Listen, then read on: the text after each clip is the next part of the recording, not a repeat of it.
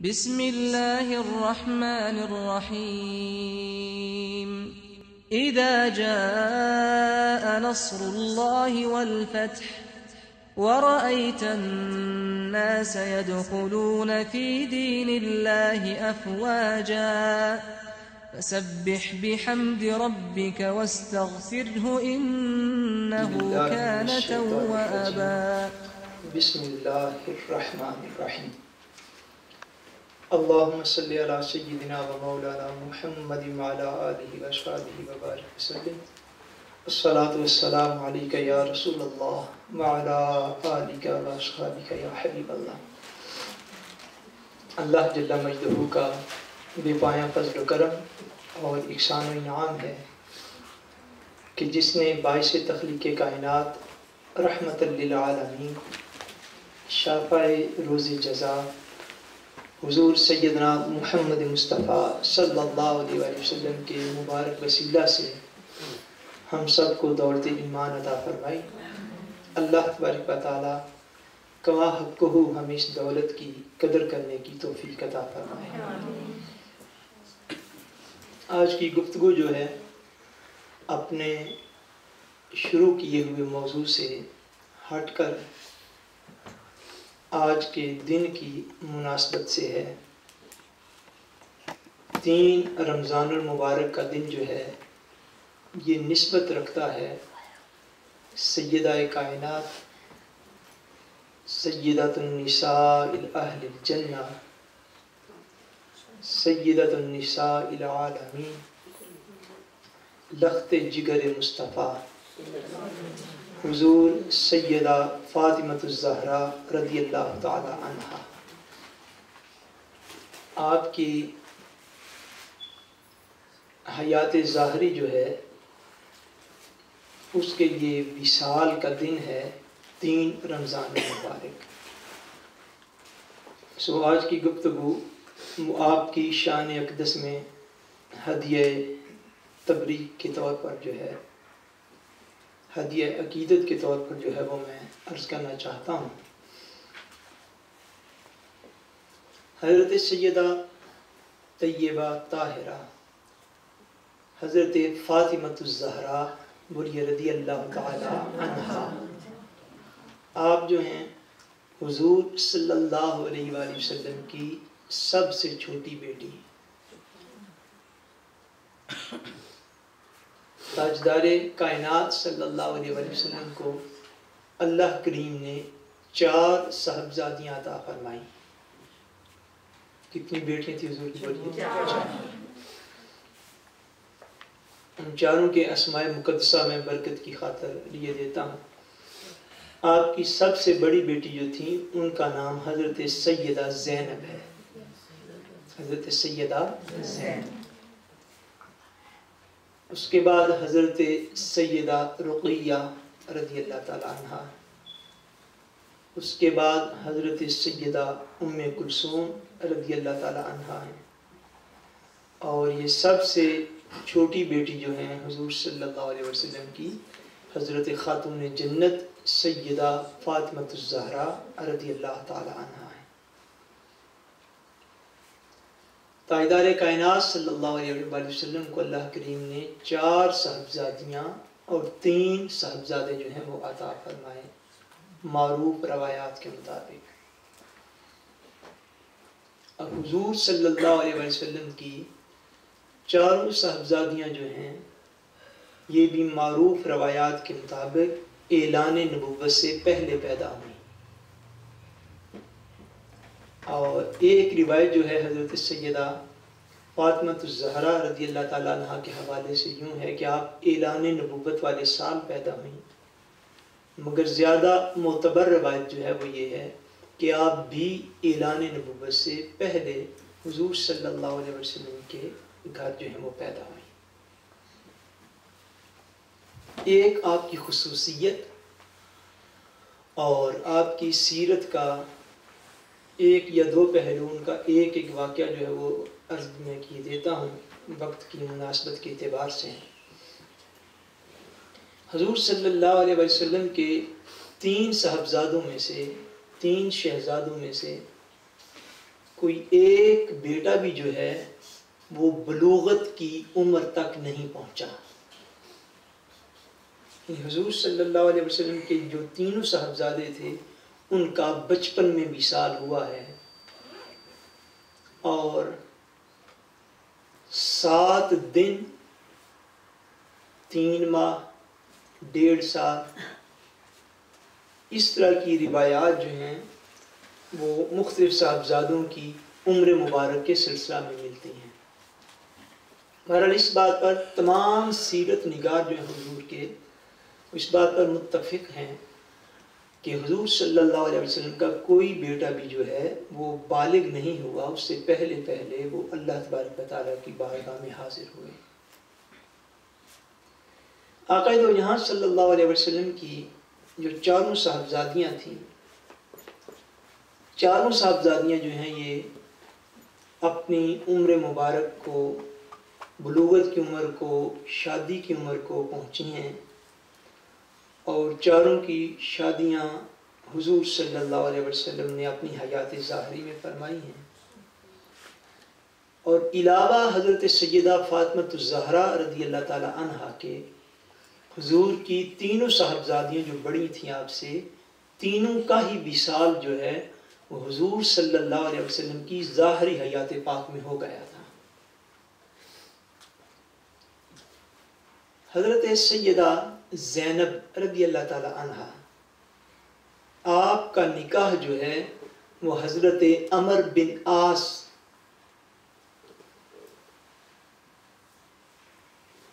ان سے آپ کا نکاح جو ہے وہ ہوا۔ اگر میں نام کو بڑھانے نہیں کر رہا اس وقت تو عمر بہرحال آپ کے نام کا حصہ تھا، جن کے ساتھ حضرت زینب رضی اللہ تعالیٰ عنہ کا جو ہے وہ نکاح ہوا ہے۔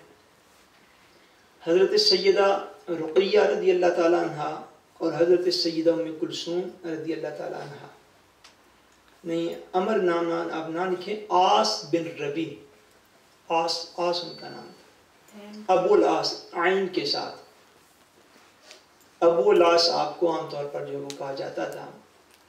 یہ حضرت زینب رضی اللہ تعالیٰ عنہ کے شوہر اور حضور صلی اللہ علیہ وسلم کے داماد تھے۔ حضور کی دوسری جو 2 صاحبزادیاں ہیں ان کا نکاح یکے بعد دیگرے ہیں، ادھر ہی بیٹھ جاؤ۔ ان کا نکاح یکے بعد دیگرے جناب خلیفہ سوم امیر المومنین حضرت سیدنا عثمان غنی رضی اللہ تعالی عنہ کے ساتھ ہوا ہے۔ پہلے ایک صاحبزادی حضور صلی اللہ علیہ وسلم کی حضرت سیدنا عثمان غنی رضی اللہ تعالی عنہ کے نکاح میں تھیں۔ جب ان کا وصال ہوا تو ان کے وصال کے بعد حضور صلی اللہ علیہ وسلم نے اپنی ایک اور صاحبزادی جو ہے وہ حضرت سیدنا عثمان غنی کے نکاح میں دے دی۔ بہرحال 3 صاحبزادی حضور کی حیات ظاہری میں دنیا سے پردہ فرمائی، اور سب سے چھوٹی صاحبزادی حضرت سیدہ خاتون جنت سیدہ فاطمہ الزہرا رضی اللہ تعالی عنہا جو ہیں، ان کا نکاح حضور صلی اللہ علیہ وسلم نے حضرت سیدنا علی المرتضی رضی اللہ تعالی عنہ سے فرمایا، اور اس بات کے ساتھ فرمایا کہ مجھے اللہ تبارک و تعالیٰ نے یہ حکم دیا ہے کہ میں فاطمہ کا نکاح علی سے کر دوں۔ حضور کی 3 صاحبزادیاں جو ہیں، صاحبزادوں کا میں نے جیسے عرض کیا ان کا بچپن میں وصال ہوا، حضور کی بقیہ 3 جو صاحبزادیاں ہیں وہ ان میں سے بعض جو ہیں وہ اولاد کی نعمت سے محروم رہی ہیں،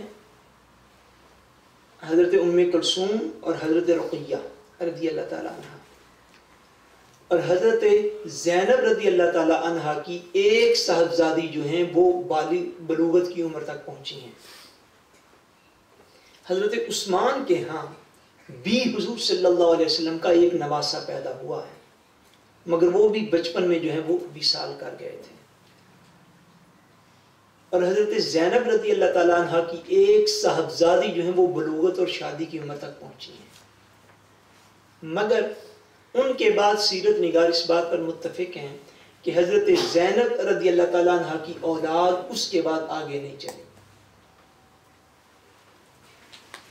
جو میں حضرت فاطمہ الزہرا کی ایک خصوصیت بہت ساری خصوصیات میں سے جو ایک خصوصیت عرض کرنا چاہتا ہوں وہ یہ ہے کہ حضرت سیدہ فاطمہ الزہرا رضی اللہ تعالیٰ عنہ کو حضور کی وہ بیٹی ہونے کا اعزاز حاصل ہے کہ آپ وہ خصوصی امتیاز اور شان رکھتی ہیں کہ آپ کی اولاد جو ہے وہ اولاد مصطفیٰ کہلاتی ہے. یعنی حضور کی اولاد کا سلسلہ آپ کی بیٹی سے چلا ہے. یہ حضور کی بھی انفرادیت ہے اور حضرت سیدہ فاطمہ الزہرا رضی اللہ تعالیٰ عنہ کی بھی انفرادیت ہے. بقیہ ہر شخص کی اولاد جو ہے وہ اس کے باپ سے چلتی ہے. ہر شخص کا نسب جو ہے اس کے باپ سے چلتا ہے. مگر تاجدار کائنات صلی اللہ علیہ وسلم کی یہ خصوصیت اور آپ کی نسبت سے آپ کی بیٹی حضرت سیدہ فاطمہ الزہرا رضی اللہ تعالیٰ عنہ کی یہ خصوصیت ہے کہ حضور کی اولاد جو ہے وہ حضرت زہرا رضی اللہ تعالیٰ عنہ سے چلی ہے. اور حضور صلی اللہ علیہ وسلم نے خود یہ ارشاد فرمایا. حضور نے فرمایا لِكُلِّ بَنِي أُمٍّ عُصْبَةٍ يَتِّمُونَ إِلَيْهِمْ. حضور نے فرمایا کہ ہر ماں کے بچوں کا ایک آبائی خاندان ہوتا ہے. يَتِّمُونَ إِلَيْهِمْ جس کی طرف انہیں منسوب کیا جاتا ہے. إِلَّا بْنِي فاطمہ تھا. فرمایا سوائے میری بیٹی فاطمہ کی اولاد کے. فَأَنَا وَلِيُّهُمَا وَأَنَا عُصْبَتُهُمَا. فرمایا کہ بے شک ان کا ولی بھی میں ہوں اور ان کا نسب بھی میں ہوں. حضور نے فرمایا کہ سیدہ فاطمہ الزہرا کی جو اولاد ہوگی یہ میری ہی اولاد کہلائے گی اور ان کا میں ہی ولی ہوں, میں ہی ان کا نسب ہوں. اور ایک روایت میں فرمایا فَأَنَا أَبُوهُمَا بے شک ان کا باپ میں ہی ہوں. حضور صلی اللہ علیہ وسلم نے حضرت فاطمہ الزہرا رضی اللہ تعالی عنہ کی اولاد کو اپنی اولاد قرار دیا. اور قرآن مجید میں بھی اشارتاً حضور صلی اللہ علیہ وسلم کے دونوں نواسے آگے بیٹوں میں حضرت فاطمہ الزہرا رضی اللہ تعالیٰ عنہ کے دو شہزادے تھے, حضرت سیدنا امام حسن اور حضرت سیدنا امام حسین رضی اللہ تعالیٰ عنہ. یہ دونوں نواسے رسول جو ہیں حضور صلی اللہ علیہ وسلم نے ان کو اپنی اولاد اور اپنے بیٹے جو ہے وہ فرمایا. اور قرآن مجید میں خود اللہ تبارک و تعالیٰ نے بھی ان دونوں کو اشارتاً حضور کا بیٹا فرمایا. آپ کی خصوصیت جو ہے وہ ایک یہ ہے کہ حضرت فاطمہ الزہرا رضی اللہ تعالیٰ عنہ سے اولاد کا سلسلہ اولاد رسول کا, بولیے اولاد رسول, حضور کی جو اولاد تھی اس کا قیامت تک کے یہ سلسلہ جو ہے وہ حضرت سیدہ خاتون جنت سیدہ فاطمہ الزہرا رضی اللہ تعالیٰ عنہ سے چلا. اور آج بھی اب ہمارے یہاں کے جو بیٹے بیٹیاں ہوتے ہیں پاسبل ہیں ان میں سے کئی کو اس بات کا جو ہے وہ علم نہ ہو. جن لوگوں کو ہمارے علاقے میں سید کہا جاتا ہے, سادات جنہیں کہتے ہیں, اگر وہ صحیح النسب ہیں, یہ لفظ یاد رکھیں صحیح النسب یعنی جن کا سلسلہ نسب جو ہے وہ درست ہے اور آن دی ریکارڈ ہے. اور سلسلہ نسب جو ہے اس کی بھی میں تھوڑی فکرارنگ کر دیتا ہوں. وہ یہ ہوتا ہے کہ یعنی سادات کے ہاں جو سید ہوتے ہیں ان کے ہاں پورا ایک شجرہ نسب ہوتا ہے کہ ایک سید جو ہے ان کے والد کا کیا نام ہے, پھر ان کے والد کا کیا نام ہے, پھر ان کے والد کا کیا نام ہے, پھر ان کے والد کا کیا نام ہے, حتیٰ کہ یہ سلسلہ چلتا چلتا چلتا یا تو حضرت سیدنا امام حسین تک پہنچتا ہے اور یا حضرت سیدنا امام حسن تک پہنچتا ہے. جو صحیح النسب ہے, ہمارے ہاں بعض اوقات لوگ, اللہ کریم معافی عطا فرمائے, بعض اوقات لوگ خالی زیادہ رسپیکٹ ہمارے علاقوں میں حاصل کرنے کے لیے کچھ لوگ جعلی طور پر بھی ایک جگہ سے دوسری جگہ پر جائیں تو جا کے پہلے شاہ جی تو اس کے بعد سید صاحب, بڑا کچھ ہوتا ہے. ہم لوگ بدقسمتی کے ساتھ پتہ نہیں کن باتوں میں پڑے ہیں. لیکن صحیح النسب ہو تو درست, اور جہاں بھی ایسا بندہ جس کے نام کے ساتھ سید لکھا, اس بات سے آپ کو سمجھ جانا چاہیے اگر وہ درست نسب والا ہے یا تو وہ اولاد ہے حضرت امام حسن کی اور یا وہ اولاد ہے حضرت امام حسین رضی اللہ تعالیٰ عنہ کی. سو اس اعتبار سے وہ قیامت تک کے لیے اولاد مصطفیٰ صلی اللہ علیہ وسلم کی ایک نسبت جو ہے وہ بھی وہ رکھتے ہیں. سو حضرت سیدہ خاتون جنت رضی اللہ تعالیٰ عنہ کی ایک فضیلت یہ ہے کہ اللہ کریم نے انہیں منتخب فرمایا اس بات کے لیے کہ حضور کی اولاد کا سلسلہ آپ سے چلے. حضور کی اولاد کا سلسلہ آپ سے چلے اور اس کی برکت اور شرف جو ہے وہ ایک ہی حدیث پاک جو ہے وہ میں بس عرض کر کے تو بات کو آگے جو ہے وہ بڑھاتا ہوں. حضرت علی المرتضیٰ رضی اللہ تعالیٰ عنہ آپ خود روایت فرماتے ہیں اور آپ سے یہ حدیث مرفوع ہے جو روایت کی گئی ہے کہ نبی کریم صلی اللہ علیہ وسلم نے ارشاد فرمایا اربعۃ انا لہم شفیع یوم القیامہ. اس سلسلہ میں درجنوں، ایک دو نہیں درجنوں احادیث پاک ہیں. میں صرف ایک عرض کر کے تو بات کو جو ہے وہ آگے بڑھا رہا ہوں. فرمایا کہ نبی کریم صلی اللہ علیہ وسلم ارشاد فرماتے ہیں کہ حضور نے فرمایا قیامت والے دن 4 قسم کے لوگوں کے لیے میری شفاعت ہے. کتنے قسم کے لوگوں کے لیے؟ 4 قسم کے لوگ ایسے ہیں جو میری شفاعت کو قیامت والے دن حاصل کریں گے. فرمایا المکرم ذریتی، فرمایا وہ شخص قیامت والے دن میری شفاعت حاصل کرے گا جو میری اولاد کی عزت کرنے والا ہے. جو میری اولاد کی عزت کرے اس کو سمجھ لینا چاہیے کہ اس کو قیامت والے دن میں اس کی شفاعت کر دوں گا. بل قاضی لہم حوائجہم، فرمایا اس شخص کے لیے بھی میری شفاعت ہے. ایک تو میری اولاد کی عزت و تکریم کرنے والا اور دوسرا وہ شخص جو میری اولاد کی حاجات کو پورا کرنے والا. ان کو کوئی کام پڑ جائے تو پھر دم دبا کے بھاگ نہ جائے. فرمایا بل قاضی لہم حوائجہم، میری اولاد کی حاجات کو حاجتوں کو پورا کرنے والا، اس کو بھی میری شفاعت نصیب ہوگی. بس ساعی لہم فی امورہم عندما اضطروا الیہ، فرمایا اور اگر وہ یعنی میری اولاد کسی معاملے میں مجبور ہو جائے، دنیا کے اندر کسی معاملے میں مجبور ہو جائے اور وہ مجبور ہو کے میری امت میں سے کسی شخص کے پاس جائے تو ان کے معاملات کو درست کرنے کی کوشش کرنے والا. بس ساعی لہم فی امورہم عندما اضطروا الیہ بل محب لہم بقلبہ ولسانہ. چوتھی علامت بیان فرمائی، فرمایا چوتھا وہ شخص جو دل و جان سے میری اولاد کی محبت رکھنے والا.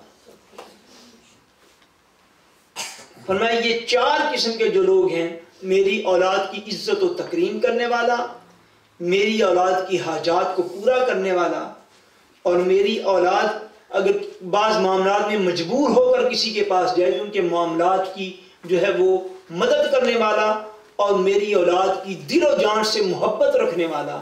یہ وہ لوگ ہیں فرمایا قیامت والے دن بھی میں جن کی شفاعت کروں گا. سو حضرت سیدہ طیبہ طاہرہ سیدہ فاطمہ الزہرا رضی اللہ تعالی عنہا کو اللہ تبارک و تعالیٰ نے وہ پہلو یہ ہے کہ حضور صلی اللہ علیہ وسلم کی ظاہری حیات طیبہ میں بے شمار ایسے مواقع جو خطرناک مواقع پر حضرت سیدہ خاتون جنت رضی اللہ تعالیٰ عنہ اپنے بابا تاجدار کائنات صلی اللہ علیہ وسلم کے ساتھ کھڑی نظر آتی ہیں. یعنی جرت کا آپ کے اندر یہ عالم تھا. اب عام طور پر ہم لوگ جو ہیں وہ ان باتوں کو نہیں جاننے والے. ایک حضور صلی اللہ علیہ وسلم کی صاحبزادی ہونے کے ناطے آپ کے اندر جرت کا یہ عالم تھا کہ خطرناک مواقع جہاں پہ عام طور پر عورتیں موجود بھی نہیں ہوتی، ان حالات میں حضور صلی اللہ علیہ وسلم کے ساتھ کھڑے ہونا اور حضور صلی اللہ علیہ وسلم کے ساتھ رہنا اور حضور صلی اللہ علیہ وسلم کی حتیٰ کہ تیمارداری کرنا ان مواقع پر جب دشمن کا زور ہوتا تھا، جب دشمن حضور کو معاذ اللہ شہید کرنے کے لیے آگے ہوتے تھے، ان مواقع پر بھی حضور کے ساتھ آپ کو حضرت سیدہ خاتون جنت کھڑی ہوئی نظر آتی ہیں۔ ابھی آپ کی بچپن کی عمر تھی حضرت خاتون جنت کی۔ مکہ شریف کا یہ واقعہ ہے۔ مکہ مکرمہ کے اندر حضور صلی اللہ علیہ وسلم صحن کعبہ میں ہیں اور آقا دو جہاں نے نماز کی نیت فرمائی ہے۔ کفار مکہ جو ہیں وہ ارد گرد کھڑے ہوئے دیکھ رہے ہیں، کیونکہ بالکل ابتدائی دور تھا۔ لوگ جو کلمہ پڑھتے تھے وہ بھی ڈر کر اپنے گھروں میں بیٹھ کر آہستہ آواز سے کلمہ پڑھنے والے لوگ تھے۔ حضور صلی اللہ علیہ وسلم نے نیت فرمائی نماز کی۔ جو ہی آقا نے نیت فرما لی تو کفار ایک دوسرے سے کان جوڑنے لگ گئے۔ وہ کہتے ہیں کہ آج معاذ اللہ محمد صلی اللہ علیہ وسلم کو نماز کے اندر کون تکلیف پہنچائے گا۔ ایک بدبخت کافر تھا، اس نے کہا فلاں محلے کے اندر ایک جانور جو ہے وہ ذبح ہوا ہے، اونٹ، تو اس کی اوجڑی جو ہے وہ میں لے کے آتا ہوں، آ کے معاذ اللہ محمد جب سجدے میں جائیں گے تو وہ گندی خون اور لید اور گوبر سے بری ہوئی اوجڑی آپ کے اوپر ڈال دوں گا۔ حضور صلی اللہ علیہ وسلم نے نماز شروع کی اور وہ شخص اپنے بدبخت ارادوں کے ساتھ وہاں سے اٹھا، اور تاجدار کائنات صلی اللہ علیہ وسلم جب سجدے میں گئے تو اس نے وہ جانور کی اوجڑی لا کر حضور صلی اللہ علیہ وسلم کے کندھوں پر ڈال دی۔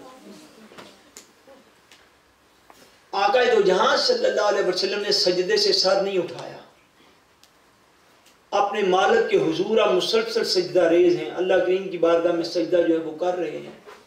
حضرت خاتون جنت رضی اللہ تعالی عنہا کو کسی نے بتایا، اس موقع پر جب صحن حرم کے اندر حضور صلی اللہ علیہ وسلم اس حالت میں ہیں اور مکے والے پاس کھڑے ہو کے معاذ اللہ تماشا دیکھنے والے لوگ بنے ہوئے ہیں، اس عالم میں اور چھوٹی عمر کے اندر حضرت سیدہ خاتون جنت رضی اللہ تعالیٰ عنہ گھر سے آئیں اور انہوں نے آ کے حضور کے سر مبارک اور کمر مبارک سے اس اوجڑی کو اٹھا کے دور پھینکا۔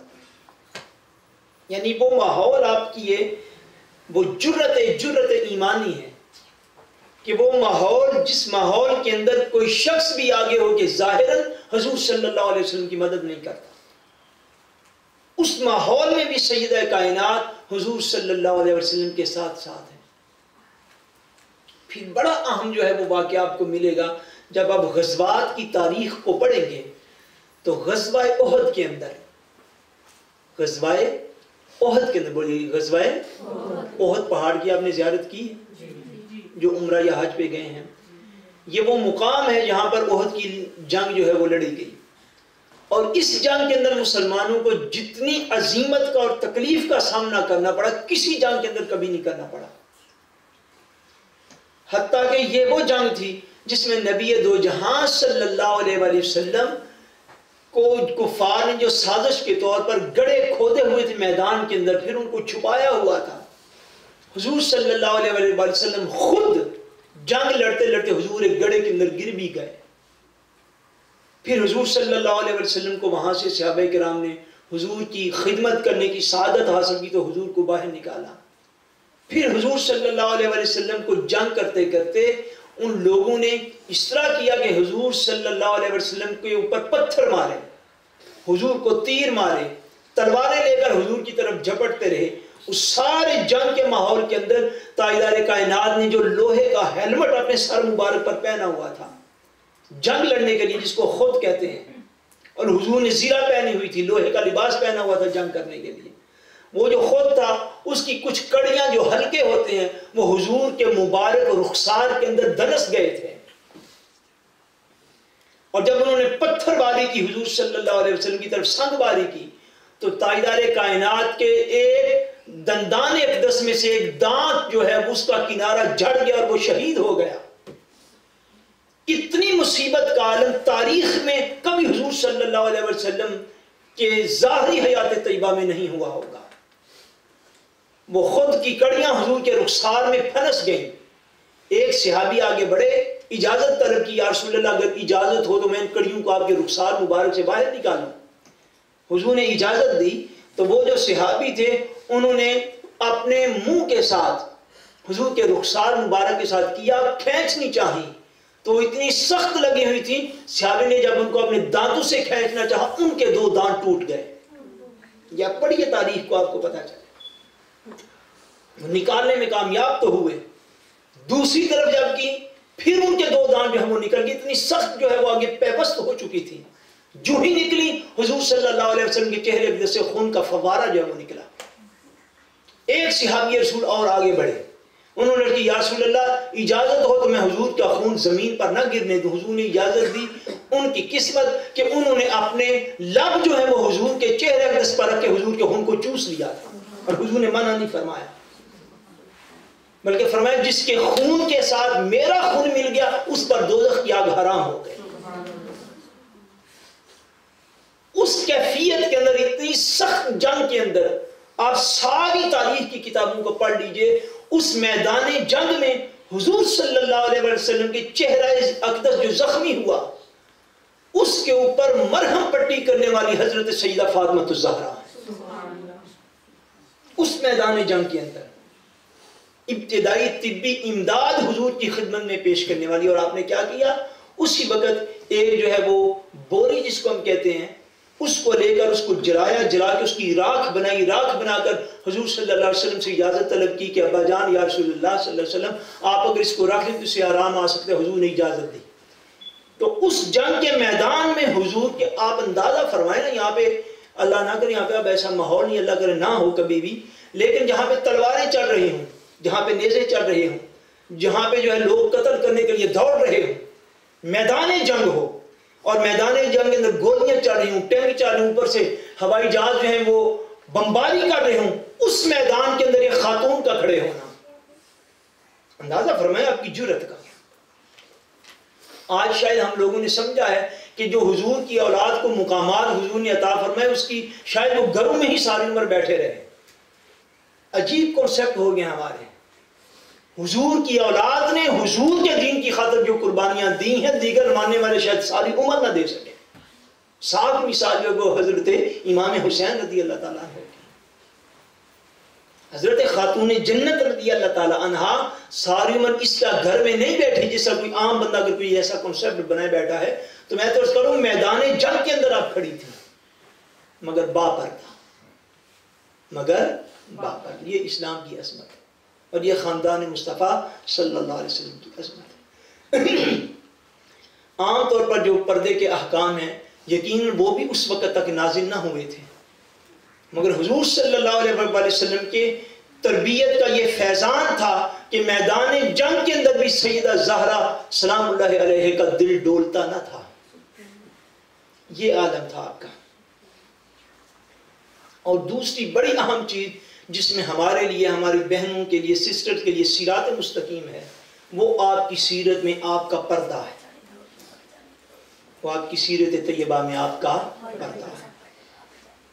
حضرت سیدہ فاطمہ الزہرا رضی اللہ تعالی عنہا، حدیث پاک میں ہے، بہت سی کتب کے اندر، صحیح بخاری شریف کے اندر، یہ دیگر مقامات پر بھی ہے کہ حضور صلی اللہ علیہ وسلم کے ایام وصال تھے. کون سے دن بولیے؟ ایام وصال، یعنی جن دن میں حضور نے پردہ فرمایا، ظاہری طور پر زمین سے حضور تشریف لے گئے. ایام وصال میں ایک دن حضرت خاتون جنت رضی اللہ تعالیٰ عنہ اپنے گھر سے حاضر ہوئی حضور کی بارگاہ میں تیمارداری کے لیے. حضور نے اشارہ کر کے حضور نے فرمایا کہ فاطمہ میرے قریب آؤ. حضرت فاطمہ الزہرا رضی اللہ تعالیٰ عنہ قریب ہوئی. حضور نے آہستہ سے کوئی بات ان کے کان میں فرمائی. جب فرمائی تو حضرت خاتون جنت رونے لگ گئی. حضرت خاتون جنت رونے لگ گئی. جب حضور نے روتے ہوئے دیکھا، حضور نے پھر اشارہ فرمایا، فرمایا میرے قریب آؤ. جب قریب ہوئی حضور نے پھر سرگوشی کی. جب دوبارہ سرگوشی کی تو حضرت فاطمہ نے مسکرانا شروع کر دیا. ام المومنین سیدہ عائشہ صدیقہ دیکھ رہی تھی رضی اللہ تعالیٰ عنہ. آپ نے فرمایا حضرت فاطمہ الزہرا کو، فرمایا بیٹے کہ میں نے خوشی کو غم کے قریب اور غم کو خوشی کے قریب اتنا کبھی نہیں دیکھا کہ ایک لمحہ پہلے تو آپ رو رہی تھی، لمحہ بعد آپ مسکرا رہی تھی. حضور کے وصال کے بعد آپ نے یہ ظاہر کیا حضرت عائشہ کے بار بار پوچھنے پر. فرمایا کہ جب میں حضور کے پہلی مرتبہ قریب ہوئی تو حضور نے مجھے یہ ارشاد فرمایا کہ بیٹی زہرا، ہر سال رمضان المبارک میں جبریل میری بارگاہ میں حاضر ہوتا ہے اور آ کے قرآن مجید کا ایک مرتبہ دور کرتا ہے، قرآن مجید کا ایک مرتبہ دور کرتا ہے۔ دور کیا کہ جبریل قرآن مجھے سناتا ہے، جب وہ سنا لیتے پھر میں اس کو سناتا ہوں، اس کو دور کہتے سننا اور سنانا۔ اسی کا یہ فیضان ہے جس کو آپ بھی حاصل کر رہے ہیں الحمدللہ، کہ رمضان المبارک میں قرآن مجید کا پڑھنا اور پڑھانا، سننا اور سنانا۔ پر حضور نے فرمایا کہ اے سیدہ زہرا، اس سال جب رمضان آیا تھا تو جبریل نے اس رمضان میں 2 مرتبہ میرے ساتھ ختم قرآن کیا ہے، 2 مرتبہ دور کیا ہے قرآن کا۔ اس سے میں یہ سمجھتا ہوں کہ اگلا رمضان مجھے نہیں آئے گا، اور اب میں جو بیمار ہوں میں سمجھتا ہوں کہ اس بیماری میں اپنے خالق حقیقی سے جا ملوں گا۔ فرمایا میں نے اپنے ابا جان کی جب یہ بات سنی تو میں رو پڑی۔ جب حضور نے مجھے روتے ہوئے دیکھا تو حضور نے فرمایا فاطمہ کیا تم اس بات پر خوش نہیں ہو کہ میرے خاندان میں میرے بھی سال کے بعد جو شخصیت سب سے پہلے مجھ سے ملاقات کرے گی وہ تیری ذات ہے۔ تو یہ بات میں نے سنی تو خوشی سے میں ہنس پڑی کہ یا رسول اللہ، سارے خاندان میں آپ اس سے ذرا توجہ کیجئے کہ حضور صلی اللہ علیہ وسلم کو اللہ کریم نے کیسا علم پاک عطا فرمایا، کیسا علم پاک عطا فرمایا تھا، جس طرف توجہ فرماتے اللہ کریم علم کے دروازے کھول دیتا تھا۔ ابھی سے کیا یہ بات ظاہر نہیں ہوتی کہ حضور کے جتنے بھی اہل بیت تھے حضور جانتے تھے کہ میرے اہل بیت میں سے کون کون فرد کب کب دنیا سے جائے گا۔ اس لیے تو فرمایا گیا فاطمہ میرے بھی سال کے بعد میرے خاندان میں سب سے پہلے جو شخص مجھ سے ملے گا وہ آپ ہیں۔ حضور صلی اللہ علیہ وسلم نے آپ کو یہ خبر عطا فرمائی تھی۔ سو حضور کے وصال کے صرف 6 ماہ بعد، صرف 6 ماہ بعد حضرت فاطمہ الزہرا رضی اللہ تعالیٰ عنہ جو ہیں آپ بھی وصال کر کے حضور کی بارگاہ میں جا پہنچے۔ جب آپ کا وصال ہوا تو آپ کے جو تیماردار خواتین پاس تھیں ان کا یہ بیان ہے، وہ یہ ارشاد فرماتی ہیں کہ حضرت فاطمہ الزہرا رضی اللہ تعالیٰ عنہ کو اپنے وصال کے بعد بھی چارپائی پر جب ڈیڈ باڈی کو لٹایا جاتا ہے، جب جسم کو رکھا جاتا ہے، آپ کو اس حالت میں بھی اپنے پردے کے اوپر جو ہے وہ بڑا ہی دھیان تھا کہ اس حالت میں بھی میرا پردہ برقرار رہے یا نہ رہے۔ اچھا، اس دور میں طریقہ کار کیا ہوتا تھا؟ جب چارپائی پر جنازے کو ڈالتے تھے تو اس کے اوپر چادر ڈال دیا کرتے تھے۔ کیا؟ چادر اوپر ڈال دیتے ڈیڈ باڈی کے اوپر، تو وہ اس کو اٹھا کے لے جاتے، یہ طریقہ کار تھا۔ حضرت فاطمہ الزہرا رضی اللہ تعالیٰ عنہ اس طریقہ کار پہ مطمئن نہ تھی۔ آپ اس کو اپنی ذات کے لیے اچھا نہ سمجھتی تھیں کہ جنازہ جا رہا ہو تو چارپائی کے اوپر خالی چادر پڑی ہو، آپ کو یہ پردہ پورا نہیں تھا لگتا۔ جو آپ کے پاس خواتین خدمت میں حاضر ہوتی تھیں، جب کئی بار آپ کو یہ ڈسکس کرتے سنا تو غالباً حضرت اسماء بنت عمیس رضی اللہ تعالی عنہ تھی، آپ کی بارگاہ میں حاضر۔ انہوں نے عرض کی حضور میں نے ایک طریقہ دیکھا ہے حبشہ کے اندر۔ کس ملک میں؟ حبشہ کے اندر، ایتھوپیا غالباً آج کل اسے کہتے ہیں۔ انہوں نے کہا میں وہاں پر گئی تھی، وہاں پہ میں نے ایک طریقہ کار دیکھا ہے کہ جب کچھ لوگ فوت ہوتے ہیں، خواتین خاص طور پر، تب ان کی چارپائی کے اوپر پردے کا اہتمام کرتے ہیں۔ فرمایا کس طرح کرتے ہیں؟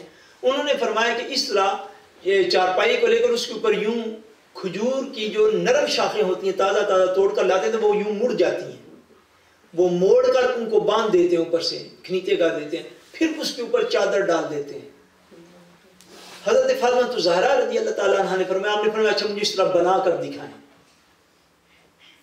اپنی حیات ظاہری میں وصال سے قبل آپ نے اس طرح چارپائی بنوا کے دیکھی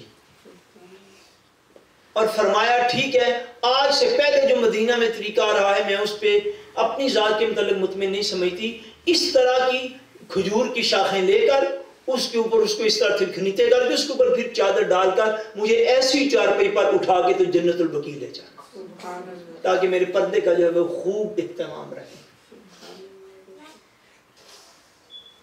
اور آپ نے یہ بھی فرمایا کہ میں جب بھی میرا وصال ہو مجھے رات کے وقت اٹھا کے بقیع لے جانا، دن کو میرا جنازہ بھی گھر سے نہ نکالنا اگر میں دن کو وصال کر جاؤں۔